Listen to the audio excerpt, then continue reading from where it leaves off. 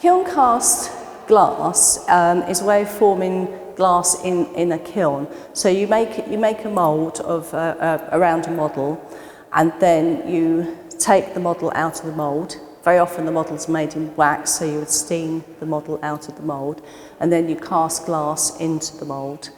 That's taken up to temperatures anywhere between 840 to 890 degrees centigrade. The glass is then cooled very slowly and taken out of the kiln.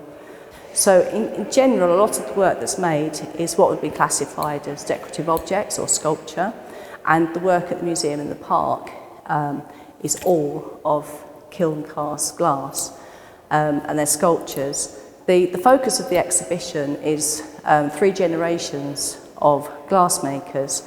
Now, glass as an art form is relatively new, and the oldest member in the exhibition is now in his 80s, and he's classified as the founding father of kiln-formed glass, and his name is Keith Cummins. So he started off in the sort of 60s teaching and doing a lot of experimentation. He then had a student, Colin Reed, who is really the anchor, if you like, of this exhibition.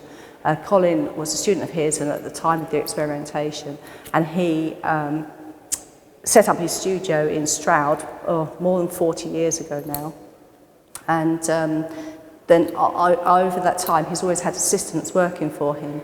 So the rest of us in the exhibition, the British artists, we've all at some point come to Stroud and worked with Colin in his studio. So you could classify us as having been mentored by Colin and learning the skills on the job in the studio.